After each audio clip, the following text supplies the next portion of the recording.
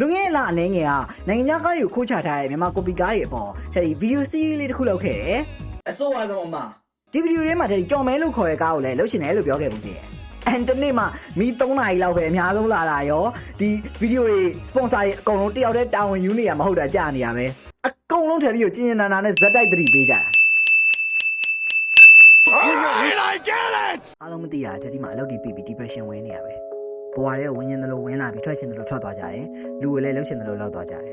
အရန်ထီးကြံပြီးအရန်နာကျင်နေလဲကိုလူလိုဆက်ပြုံးနိုင်ဖို့အတွက်ဒီဆိုးဝါးလာတဲ့မြန်မာကားတွေကိုကြည့်ပြီးပုံနှိပ်စက်နေရတယ်တစားနဲ့တစားဘဝကြီးကသူများတွေယူသွားလို့ဘာမှမကြံတော့တဲ့အပေါက်ကြီးတွေကိုအကျိုးအပဲ့အစားနာလေးပြန်ကောက်တယ် click ကဆို2006တုန်းကထွက်ခဲ့တဲ့ Adam Sandler ရဲ့ science fiction comedy drama movie တွေတခုပေါ့။Adam Sandler ရဲ့ကားရဆိုလို့ရှိရင်အရင်ခံစားမှုတွေပေးနိုင်တဲ့ masterpiece ကြီးတွေကနေတကယ် stinker တွေလည်းဖြစ်နိုင်တယ် Disgusting shit ဒီကားကို copy ကူတာကြော်ရဲအောင်ရဲ့ကြော်မယ်ဆိုတဲ့ကားဒီတကူကဘယ်နှခုနှစ်မှထွက်တာလဲမသိဘူးသိကြတယ်လည်းမရှိဘူးရဲ့ထဲဒီကားကိုတော်တော်လေးအမြင်ကတ်တယ်မုံလဲမုံတယ်တခါလေးဗီဒီယိုထဲမှာဆိုလို့ရှိရင်တယ်ရီကဟိုကားကိုမုံလိုက်တာဟော့ကားကိုမုံလိုက်တာဆိုပြီးဟာတာအနေနဲ့ပြောရဲလေ no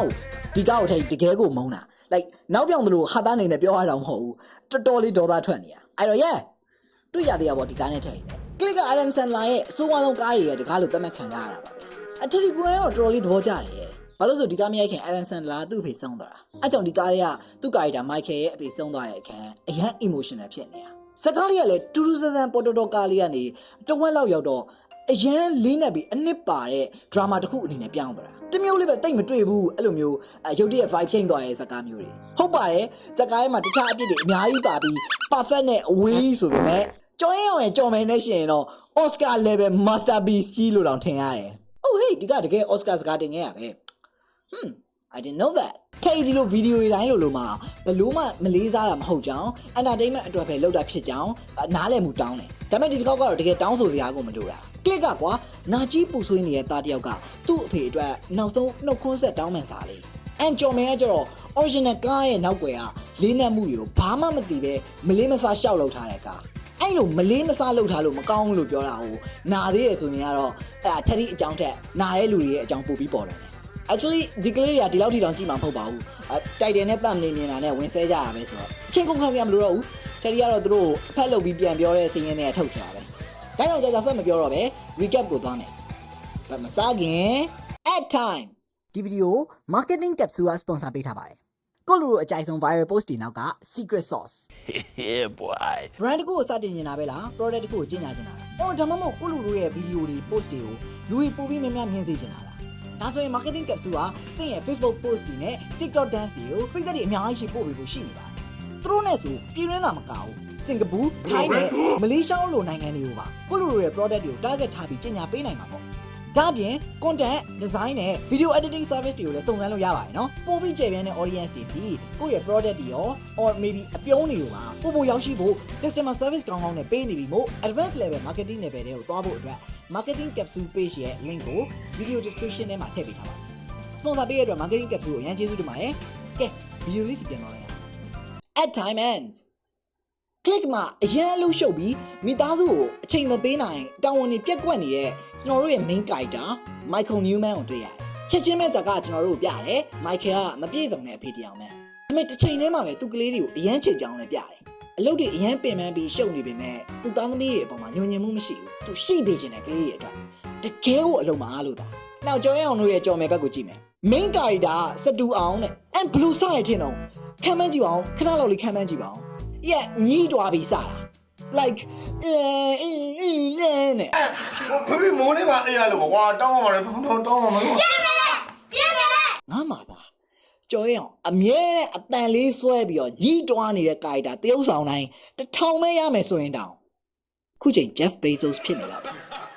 နောက်ခက်ကျွန်တော်တို့ main character တွေရဲ့အရန်ရှုပ်လာပါပြီဆိုတဲ့အလုပ်တွေနဲ့မိတ်ဆက်ပေးရခံရတယ်အန်ဒီကာနကာရဲ့ဖျက်ကြော်မယ်အခက်ခဲအဲ့ဒါပေါ့ Michael နဲ့ Stu အောင်ရဲ့အလုပ်ရှင်တွေ Stu ရဲ့အလုပ်ရှင်က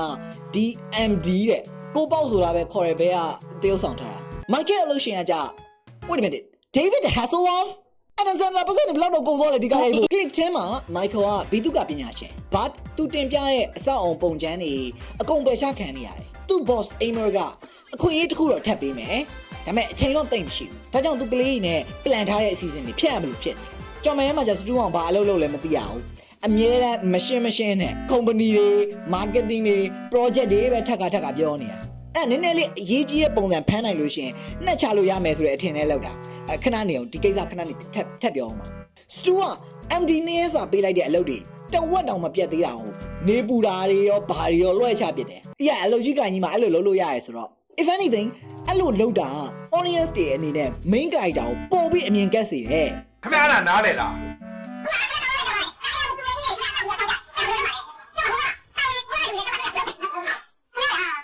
Whoa ရှေ့ကိုကြောကုန်ပြီလား remote လည်းမရသေးပဲနဲ့ Yeah apparently ဒီကသူချထားတဲ့စီးမြဲသူတောင်မလိုက်နိုင်ဘူးရဲ့မင်းကရဲ့ main gimmick main ဆွဲဆောင်မှုကဒီအချိန်လေးရှေ့ကိုရစ်တဲ့ remote ကွာအဲ့ဒါမရခင်ကတည်းကသူ့ရဲ့အာနိသင်ပုံစံဖြစ်တာမျိုးတွေပြလို့မရဘူးလေဒီ remote စီကလာတဲ့ appeal လေးရော့သွားမှာပေါ့ဥပမာစုံလုံးဇလန်းမှာအစကတည်းကဘသူ့ကိုတတ်တယ်ဆိုတာတခါလေပြထားတယ်လို့ဖြစ်သွားမှာလေ Jesus Christ မင်းတို့တခုလေးတောင်မှန်အောင်လုပ်လို့ရမလား Michael မှာသူ့သားရဲ့ရေကူးပြိုင်ပွဲကိုလည်းမမိလိုက်ဘူးပြီးမှရောက်လာတယ် party မှာလည်းသူ့မိသားစုကို view မဆိုင်နိုင်လို့သူ့အဖေကလေးတွေရဲ့အဖိုးကပဲထိန်းနေရတယ်အကျွေစိမျက်လက် trick လေးပြပြီး entertain ပေးနေတာအဲ့ဒီမှာကျွန်တော်တို့အဖိုးရဲ့နာမည်ကြီးအကျွေစိဝါတဲ့မျက်လက်ကွက်လေးကိုလည်းတွေ့ရတာပေါ့မှတ်ထားနော်ဒီလက်ကွက်လေးကအရင်အရေးကြီးရယ်စကား Michael ရဲ့သားဘန်ကြီးရဲ့အားကစားနည်းပြဘန်ကိုဘလောက် view ဆိုင်ကြောင်းလဲပြတယ်လူကောင်းလဲလူကောင်းရဲ့ Michael ကတော့ဒါပေါ့ဘယ်ကြည့်ရပါမလဲသူ့သားရဲ့အားကိုးအဆုံးသူပဲဖြစ်ရှင်တာဟုတ်ဒါပေမဲ့ပြောချင်တာကတော့အချိန်ပေးနော်မင်းမိသားစုကိုဒီမှာမင်းအတွက်အစားထိုးဖို့သူကရှိပြီးသားဆိုပြီးပြချင်တာစတူရိုဘက်မှာညီးလို့မပြီးသေးဘူးအဲ့သူမိမတငယ်ချင်းကရောက်လာပြီးတော့မာစက်တွေရောဘာတွေရောလားဆွဲသေးတာအော်ရဲ့ဘာလို့ဆိုအိမ်တော်ရေးဖောက်ပြန်တာကိုဆွဲကြတာအရန်ကြီးရတာလေမြန်မာစကားတွေထဲမှာပါမဖြစ်ဘာအခြေမြင့်မှမရှိပဲမိမလက်ညှိုးကြီးထိုးပြီးတော့ရှင်နော်ရှင်အမှန်ပြောနော်မယုံမှနဲ့နော်ပြောလိုက်ရမှာအရန်ဟာဖြစ်တယ်လေဒီခန်းကြီး peak comedy သူတို့ခုချိန်ထိကိုရီးလို့မပြီးသေးဘူးဒီလို joke တွေကိုကောင်းပါလေသူတို့လုံငပိန်းနေရလွန်းရင်ဘယ်သူမှရီးနေရမဟုတ်တော့လေ click စကားအစမှာ Michael ကအိမ်ရ remote တွေရောနေတာပြတယ်သူအလုပ်ပန်းပြီးအိမ်ရောက်တော့သူသား helicopter remote နဲ့ TV remote မှားပြီးသူ့မျက်နှာဝင်တိုက်ရော and so သူလဲ universal remote တခုဝယ်အောင်မယ်ဆိုပြီး Bed Bath and Beyond ကိုထွက်ခဲ့တာပေါ့ဒီနေရာမှာ Michael remote မှားတာအကြောင်းပဲမဟုတ်ဘူး remote တွေအများကြီးကိုသူဝယ်ခွဲမရတာသူ့ဘဝရဲ့ကန်နာတွေအများကြီးကိုသူမနိုင်တော့တဲ့အကြောင်းကိုစားပြုချင်တာဒါတကယ်အရန် simple ဖြစ်တယ်နော်လုံးဝကလေးတွေကအစသတိထားမိမဲ့ analogy မျိုး copywriter တွေရောသဘောပေါက်လိုက်လား No of course not တတိအသက်နဲ့ထက်ပြီးလောင်းရဲတယ်ဒီကောင်လေးနားမလည်လိုက်ဘူးရဲ့ brain level ကတောထဲမှာကြီးခဲ့တဲ့တာဇန်ထက်တောင်စုပ်သေးတယ် remote ရှာလို့မတွေ့တော့ Michael ကဝန်ထမ်းတစ်ယောက်နဲ့ရန်ဖြစ်မလို့ဖြစ်ပြီးမှအဲ့မောင်ကအိယာကြီးပေါ်ပဲလှဲအိတ်ပစ်ချပလိုက်တယ်ပင်မလုံးတော့ပြန်ထားတော့သူ Beyond ဆိုတဲ့ section ထဲကိုဝင်သွားခဲ့ပြီးထူးထူးဆန်းဆန်း Mori လို့ခေါ်တဲ့လူနဲ့တွေ့ရောသူ universal remote တခုလိုချင်ကြောင်းပြောတဲ့အခါ Mori က remote တခုပေးပြီး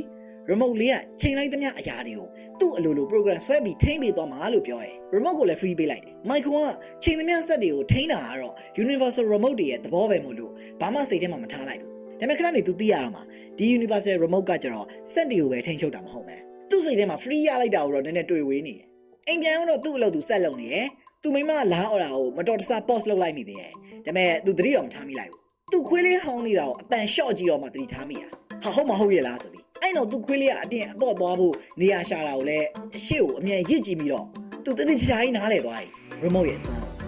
စတူရိုဘက်မှာအဲ့ဘဲကစိတ်ပြက်လို့ဖះကိုလားရှောင်တာတဲ့ Oh Jesus Christ မြန်မာ copy ရဲ့ remote ကဂမ်ဘီယာတွေဘာညာနဲ့အစီရင်နဲ့လောက်ထတာဒီအောက်လန်းဆရာလာပေးတယ်ဒါပေမဲ့ तू ကကြောင့်ဒီ remote ကအချိန်နဲ့ရက်လို့ကြော်လို့ရအောင်အကုန်ရှင်းပြတယ်ဒါမဲ့ဒီလက်အေနာနော်သူ့မိမကိုရက်တာတွေထိတဲ့အတန်တိုးတာတွေကိုမယုံနိုင်အောင်အံ့ဩပြနေသေးတာဘာဆိုင်လို့တော့ like Michael ကအစကတည်းကမယုံလို့တကယ်လဲတွေ့ရောတအားအံ့ဩသွား Sure but စတူကယုံနေဒီဘေးရင်ဘိုးတော်အကုန်ရှင်းပြနေတဲ့အချိန်ဘလောက်စွမ်းလိုက်တာဆိုပြီးတောင်ချီးကျူးနေသေးရဲ့ဒါဘေးကနေဘလို့အံ့ဩပြနေသေးရတော့ and နောက်တစ်ခုကလေဒါအချိန်လေးကြော်တဲ့ရက်တဲ့လောကကြီးကိုထိန်းချုပ်တဲ့ remote ကွာ like ရှင်းရှင်းလေးရဲ့နားလည်အောင်လဲ click ထဲမှာ remote ကိုအသုံးပြုပြရနေပြတယ်ဖတ်ကြောမယ်မှာကျတော့ဒီဇကားရဲ့စိတ်ဝင်စားစရာအကောင်းဆုံး aspect ကို main character နဲ့ကြည့်ရှုသူ audience တွေတူတူမခံစားစေဘဲနဲ့ဗဇက်ကနေအကုန်ရှင်းပြသလားဒါထက်ဒီမြန်မာကားတိုင်းလို့ပြောရယ်နော်ဒီလိုလောက်တာကြည့်ရှုသူတွေအနေနဲ့သူတို့ကိုသူတို့မတွေးနိုင်ဘူးသူတို့အုံနောက်နဲ့ဒီလောက်ထိမတွေးနိုင်ဘူးဒီလောက်တောင်ဉာဏ်မရှိဘူးလို့ပြောတာပဲဆိုပြီးအဲ့ဒါဘလောက်တောင် audience ကိုစော်ကားတယ်လို့ဖြစ်တယ်မဖြစ်တယ်ကတော့စဉ်းစားတာကြည့်လိုက်တော့ပဲထ ထက်ရီကဇလန်ရေးမှုနဲ့အရေးအသား quality ကိုတင်ဖို့နဲ့ကြီးစုသူတွေရဲ့ intelligence ကိုလေးစားဖို့ပြောနေတာအဲ့ဒါကိုနော်ကပိန်းဟိတ်တာတွေကမြန်မာအချင်းချင်းဆိုတဲ့စကားလေးတစ်ခွန်းနဲ့ပဲသူတို့လိုဘာလို့ဖင်ကုန်းပြီးတောင်းခံပေးဖို့ပဲပြောနေတာ like come on bro နည်းနည်းပါအစင်တန်းလေးရှိစမ်းပါ remote တွေက Michael နဲ့ Stu ရဲ့ဘဝကိုအများကြီးပိုကောင်းလာစေတယ်ဥပမာ Michael တို့ Mr. Yasuragi တို့နဲ့တွေ့ဆုံတော့သူတို့ရဲ့ဘာသာစကားကိုပြောင်းပြီးနားထောင်နိုင်တာကြောင့်သူတို့ဘာလို့ချင်တာလဲဆိုတာပို့ပြီးနားလေလာတယ် turns out သူက Asian ဘီသူက idea ရဲ့အကြောင်း YouTube video လေးကြည့်ပြီးတော့လုပ်ထားတာမကြိုက်ပဲနေရာ space efficient ဖြစ်ဖို့ပဲပို့ပြီးအသားပေးနေချင်တာတွေ and တကယ်တော့သူတို့တွေက TGA Friday ကိုသွားချင်တဲ့ဘာညာဟာတာတွေပြောနေတာတွေ့ရတာပေါ့ but then look ကြော်မယ်ထဲမှာသူတို့အထက်လူကြီးတွေကိုသူတို့နဲ့သူတို့ပြိုင်ဘက်ကြားမှာသူတို့ company ကိုရွေးဖို့လှုံ့ဆော်တာဒါပေမဲ့ဘာလုပ်ငန်းပြောလို့ပြောနေမှမသိရခုနပြောသလိုပဲ project တွေ plan တွေ marketing တွေဒီအရေးကြီးသလိုကြားရတဲ့စကားလုံးတွေပဲထက်က like ဒီ dialogue လေးခဏလောက်နားထောင်ကြည့်ပါဦး here MD ကုမ္ပဏီပူးပေါင်းပြီး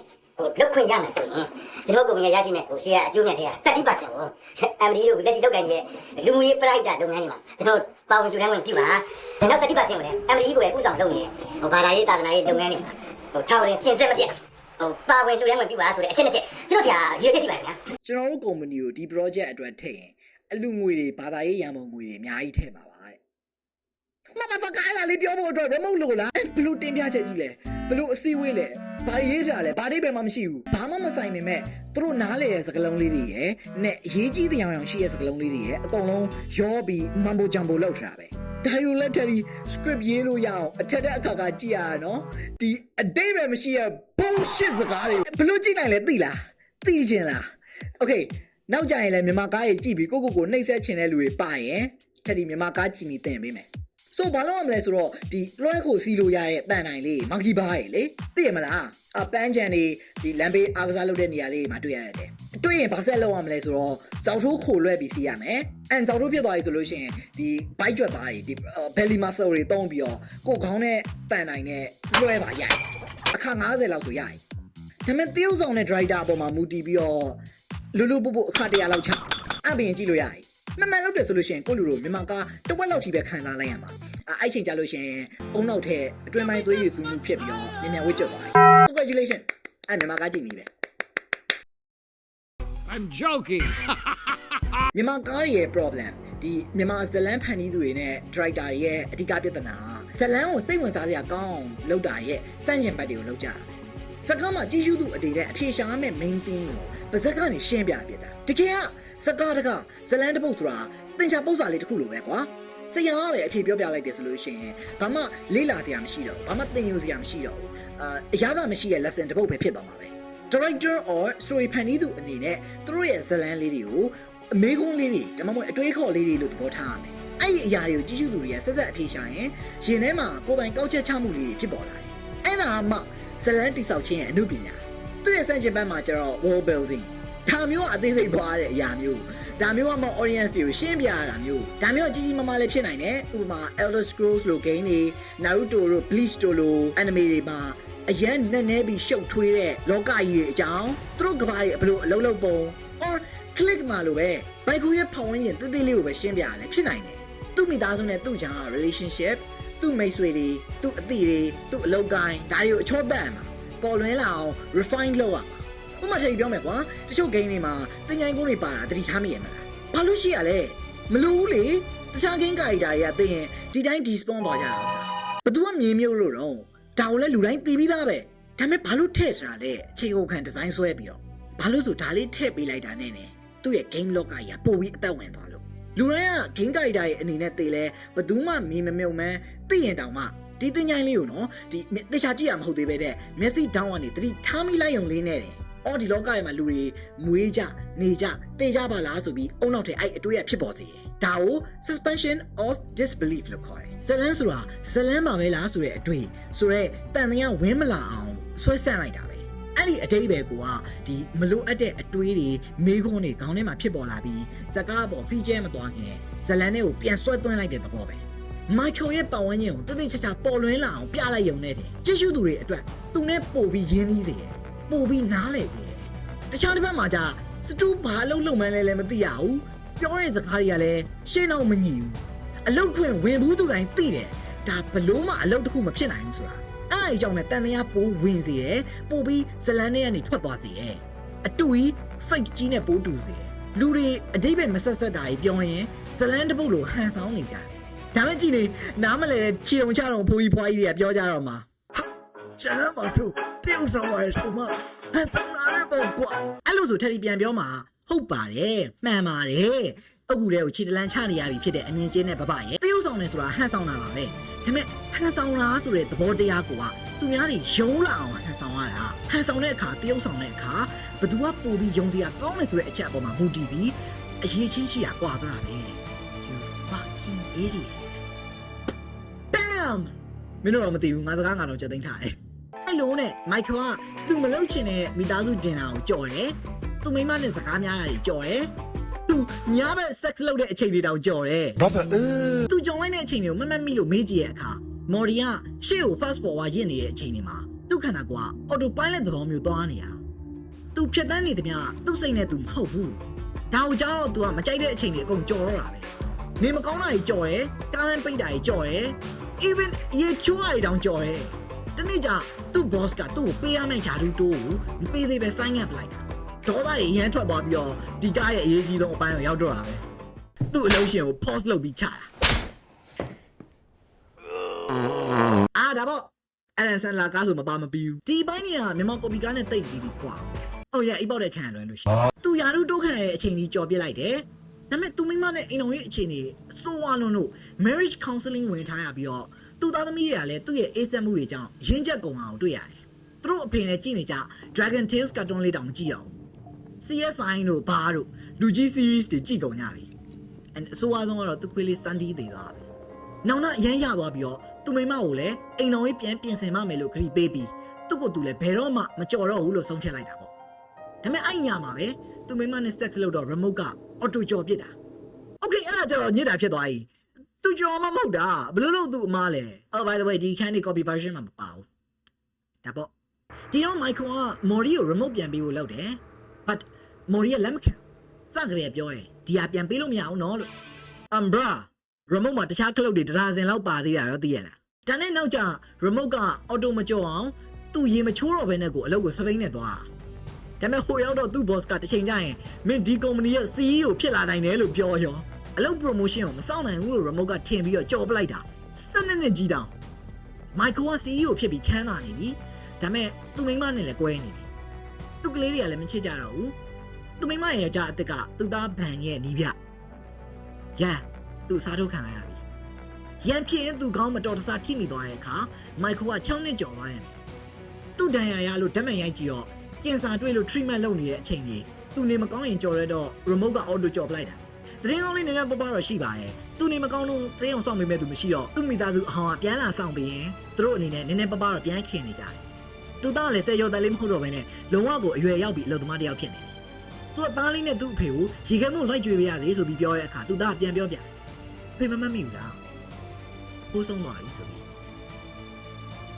ဒါမိုက်ကက်ဘောတစ်ခုလုံးကိုကင်လောက်လိုက်တယ်လို့သူ့အဖေနဲ့နောက်ဆုံးတွေ့ခဲ့တဲ့အချိန်ကိုပြန်သွားတော့သူ့အဖေကဒင်နာစားဖို့မိုက်ကွန်နဲ့သူ့မြေးကိုလာခေါ်တာတွေ့ရတယ်ရစ်ထားလို့အော်တိုပိုင်းလဲဝင်နေတဲ့မိုက်ကွန်ကညင်းလို့တော့ Grandpa Ted ကမိုက်ကယ်တိတ်တိကျင်တဲ့အကျွေးသေး trick လေးကိုဘယ်လိုလုပ်ရတာလဲပြောပြမယ်လိုက်ခဲ့ပါလို့တောင်းနေတာပေါ့ဒါပေမဲ့မိုက်ကယ်ကပြန်အောင်ရင်ပြောတယ်ကျုပ်အိုက်လက်ကွက်ကိုတစ်ချိန်လုံးသိခဲ့ပြီးသားဆိုပြီးသူ့ဖေလည်းအရန်ဝမ်းနေသွားပြီးတော့မိုက်ကယ်ကိုပဲတောင်းမှရင်မျက်ရည်ဆန်းဆန်းလေးနဲ့ပြန်ခဲ့ရပေါ့ဒီအခါကအရန် emotional ဖြစ်တာပြန်လာကြည့်နေတဲ့မိုက်ကယ်အတွက်နှကားချက်တွေနောင်တရည်နဲ့အလေးကြီးပဲတယောက်ဆောင်လာတော့ပြောနေစရာကိုမလိုဘူးအန်နန်ဆန်လာကဒီအခန်းကိုမကြသေးခင်တည်သွားတဲ့သူ့တကယ်အဖေအစ်စ်ကိုတောင်းပန်တဲ့သဘောလေးနဲ့ရိုက်တာဆိုတော့ emotional weight ကနေတာမဟုတ်တကယ်မြန်မာကော်ပီမှာဒီလို powerful ဖြစ်တဲ့အခန်းမပါဘူး well သူ့အမေကလာတော့ခေါ်ရတယ်ဒါပေမဲ့ကြည့်နေဟာဒီမှာဘယ်တော့လုံးရှုပ်နေလို့မင်းမသိလာနေမင်းတော်ကြီးကွာခဏလေးကတော့ဘာဖြစ်မှာဘူးလို့ဒီတော့ဒီပါလေသားရဲ့ဒါအဆုံးနဲ့နေတဲ့နေ့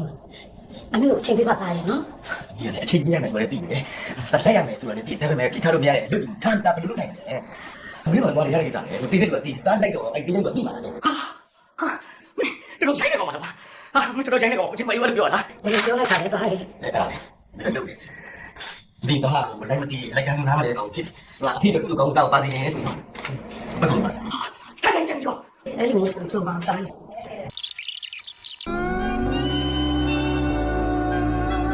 Chicken jockey. မိုက်ခိုကအရန်စိတ်သက်ကြနေပြီမို့ပျော်စရာကောင်းတဲ့နေရာလေးတစ်ခုပဲကြော်ပေးပါလို့ပြောလိုက်တဲ့အခါနောက်တစ်နှစ်ထက်ကြော်သွားပြီ